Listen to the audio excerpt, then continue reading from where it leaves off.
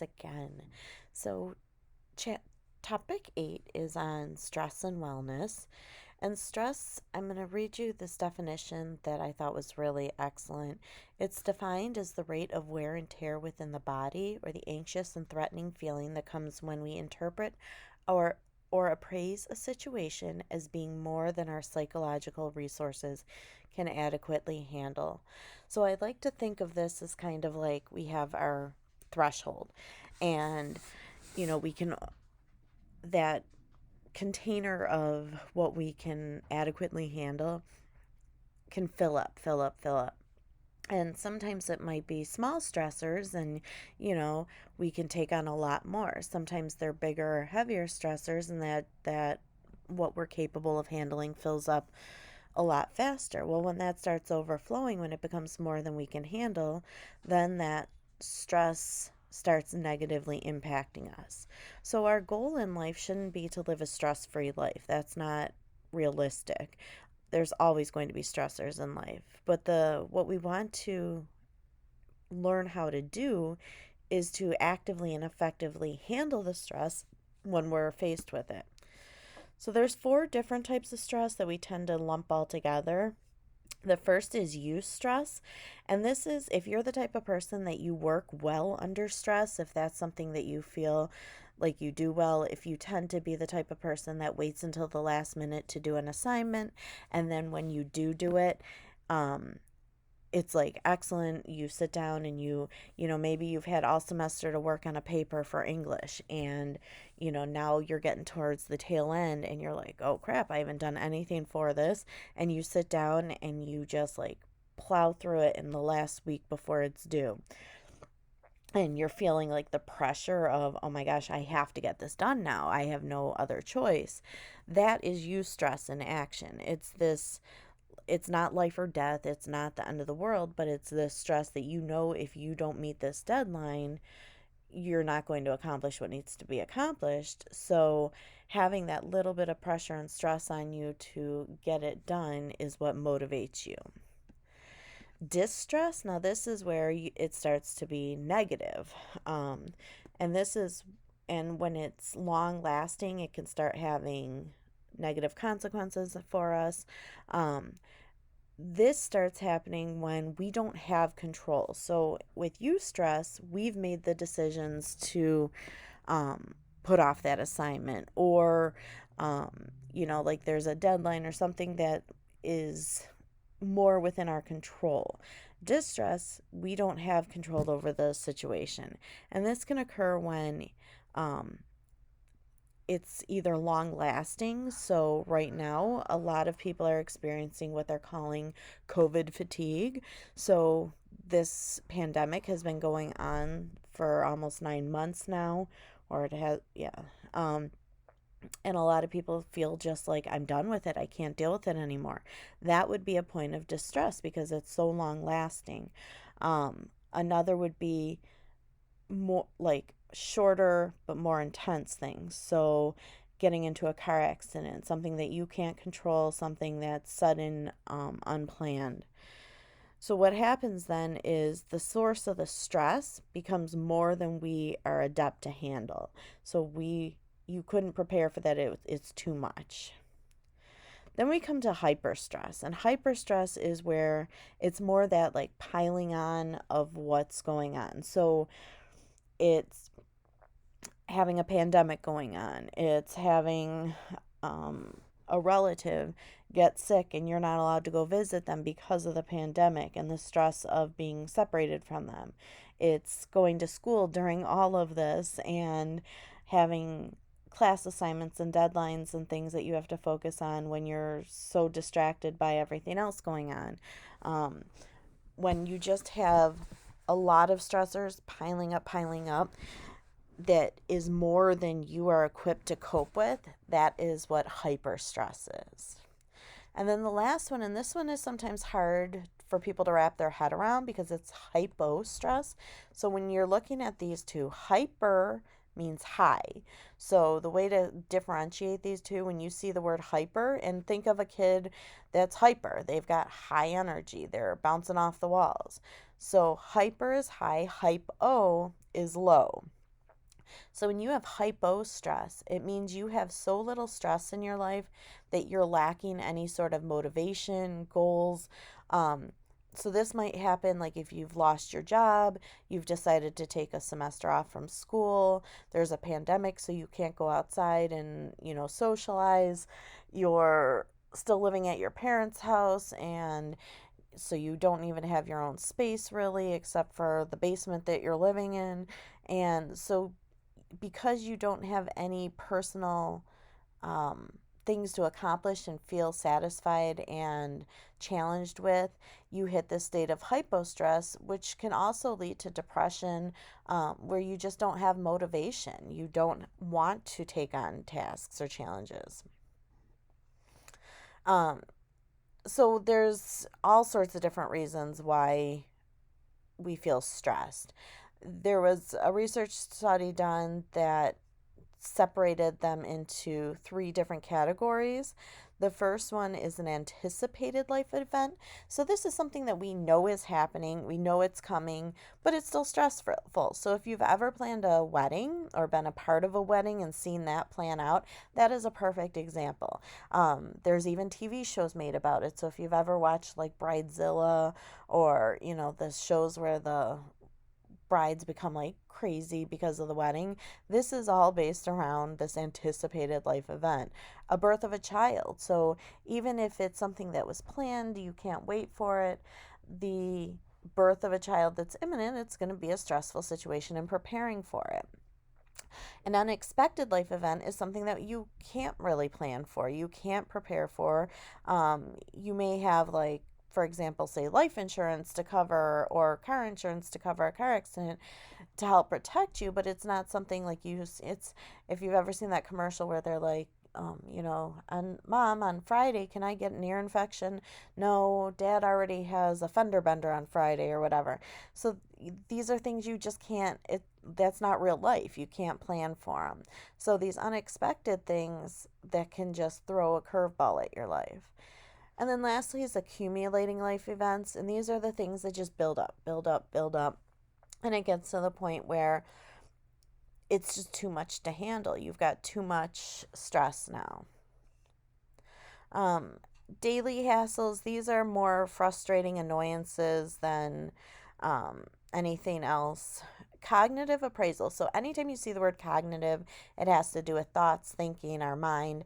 So, cognitive appraisal says psychologists say that how we think about stress in our situations within the stressful events have a bigger impact on us than the stress itself oftentimes. So if you are the type of person that, you when you're faced with a lot of stress, you tell yourself, okay, I'm not going to let this defeat me. I'm going to overcome this. I'm going to get control of this situation. I'm going to, where you feel like you can take control and have power over the stress, then your ability to deal with it is going to be much more successful than if you are the type of person that you're like, oh my God, I can't do this. This is too much. This is overwhelming. So the idea that our thoughts are powerful, our brain is powerful. So how we think about situations and the things that we tell ourselves about those situations are going to have a huge impact on how we handle those situations. Thought stopping, this is a tool you can use to stop stressors in the short term. You can read through that. As well as cognitive restructuring. This is how to change how you think about stressful events.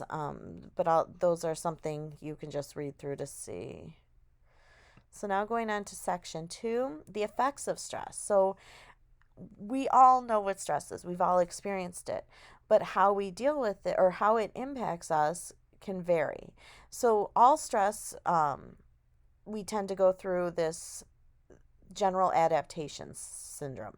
So it's this 3-stage process that we go through. There's the alarm stage, the resistance stage, and the exhaustion stage. So the alarm stage, this is what sets us up to deal with the situation. And this tends to be more when we're talking about the that stress that we can't control, that sneaks up on us. So suddenly something happens and our bodies, our minds go into that fight or flight mode. There's hormones that are released, chemicals that are released. So if you're in a car accident, and this happens quite often, so you get into a car accident and you're like shocked, stunned, oh my gosh, I can't believe this happened. You get out of the car, you're walking around, um, your adrenaline's rushing, you're going, maybe they send an ambulance because it's pretty bad, and the ambulance workers are talking to you and they're like, I think we should take you to the hospital to check you out. And you're like, no, I'm fine. I just want to go home. I just want to deal with this. Well, what's going to happen then, you're still in this alarm stage at that point. So you feel like you're okay because you've got all these extra hormones running through. You've got, your body is in this fight or flight mode, this survival mode. So you're not feeling the effects yet. So then you get into the resistance stage, and this is where, okay, that heightened awareness starts returning more to normal, and you hit this period of recovery and stabilization. So what happens in the case of the car accident is this is where you're going to wake up the next morning or later that night, and you're going to be in pain, and you're going to start feeling the effects of it, and you're going to start saying, oh, I really should have taken them up. I should have gone to the hospital. I should have gotten checked out. Something's not right here. But in that alarm stage, you were so heightened that you weren't even able to, your body was in survival mode, so it wasn't picking up on the smaller cues. And so now in the resistance stage, that's where it starts all coming out. So now is where your coping responses are the strongest, and this is where you're going to be able to like think clearly and come up with a plan on how to deal with everything. So okay, I've got to call the insurance company, I've got to call the car repair person. So this is going to be kind of where you get things done. And then lastly is the exhaustion stage. And this is where, okay, now you've been dealing with this. Now you've got all these things that you have to do to take care of the car and get your car fixed or get a new car. Your body's hurting, everything's aching. You're not sleeping good because you're in pain, so you're overwhelmed, and you've hit this exhaustion stage. So now it becomes like, okay, it's overwhelming, it's a little too much, and you just kind of feel defeated. So there's different physical and behavioral effects that stress have on us. Um, you can have physical symptoms such as stomach aches, headaches. These are all the most common when you're talking about physical effects of stress. Tension, um, your shoulders can get really stiff, your body, your back aches, lack of sleep.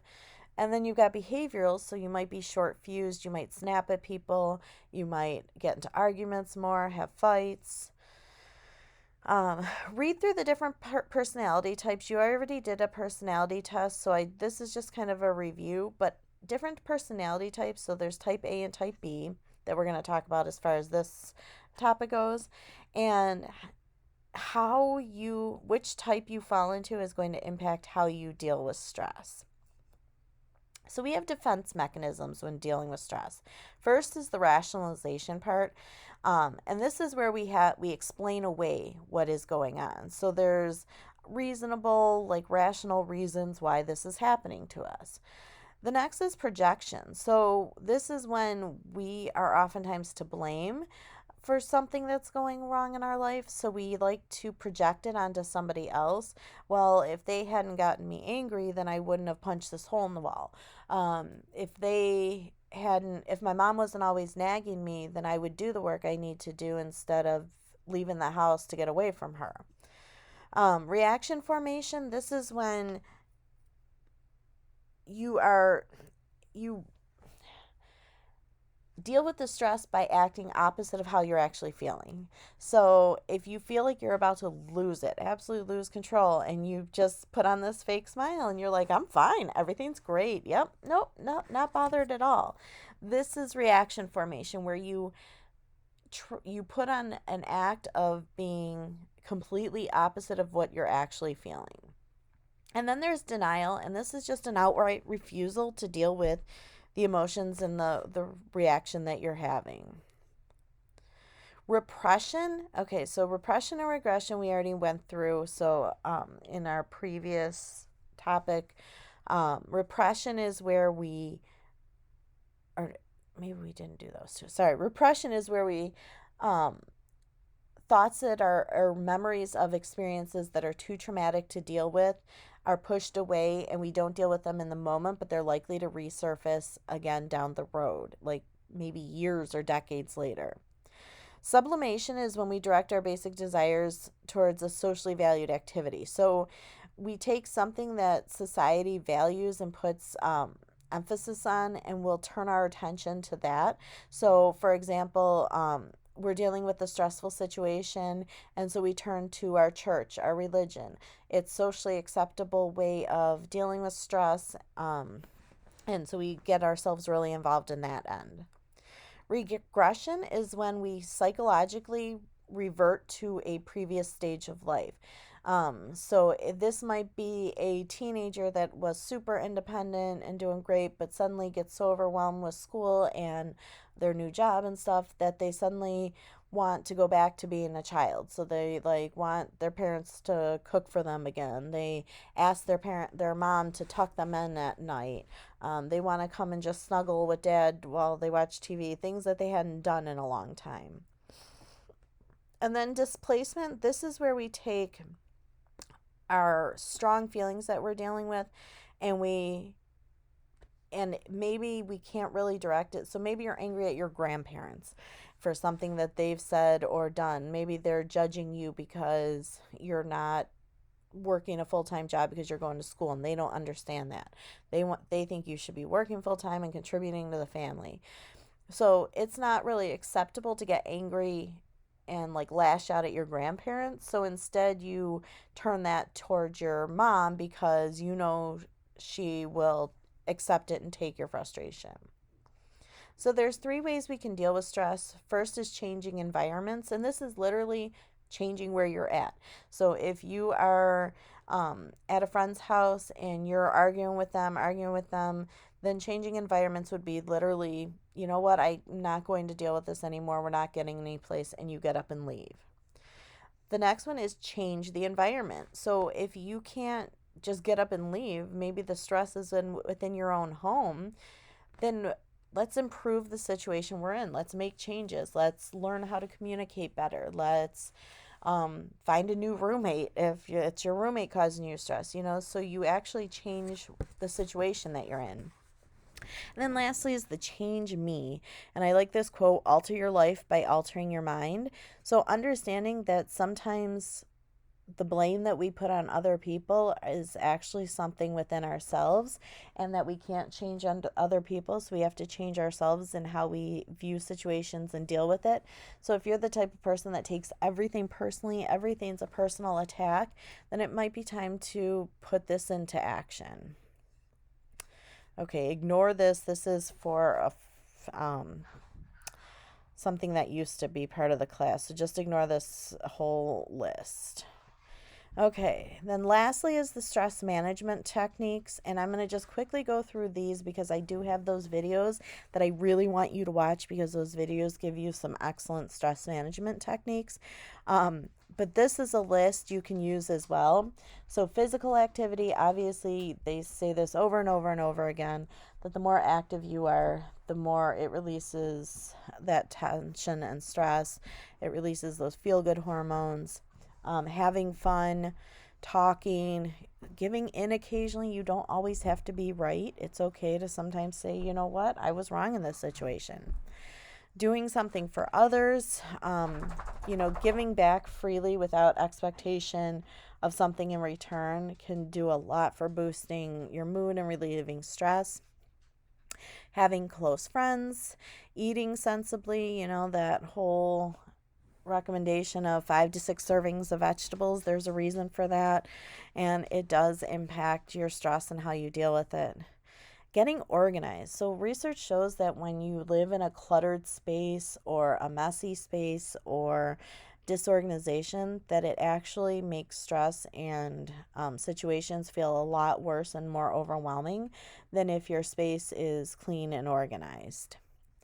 Rehearse. If you have a big discussion to have or a big talk or something coming up, go through it in your mind or practice it with somebody else. Do it now. So don't put off until tomorrow what you can do today. Seriously, a lot of times we build something up so much in our mind that once we actually do it, we're like, why did we wait so long? Learn to say no. And I had that video to help you learn that ability. Learn to accept what you can't change. There are things in this life that are out of our control as much as we want to control them. And when we can learn to accept that we can't change it, it'll help in our ability to deal with it. Avoid self medication. Don't take drugs or alcohol to deal with stress. Um, that's just masking the situation. Learn to deal with it. Live a balanced life. This is especially important now with the pandemic and so much being limited and taken from us. Finding things that you can find joy in and making sure you're still doing that. Getting enough sleep. This is so important and something that so many of us fall short in. Find what your body's natural sleep pattern is and keep to the same routine. It might be tempting to, pull an all nighter for an assignment or spend a weekend just partying it up and then try to catch up on a Sunday or something. That doesn't work. You need to be on a regular sleep schedule. Writing a journal or diaries, writing out our feelings, thoughts, the stressors, making to-do lists to help really, get control of the stress that feels overwhelming. Shun the need to be perfect. Nobody's perfect. Accept it and move past that as being a goal. Exercise, taking care of yourself, and learning to relax. And that learning to relax, I'm hoping when you watch those videos, it'll give you some tools on how you can put this in action and learn to relax through the tools that I've given you. Okay, so I hope you enjoyed this topic. It's one of my favorites, and it's so pertinent right now with everything that's going on. So I look forward to meeting with you all on Friday and hearing what you thought of this topic. Have a great rest of the week.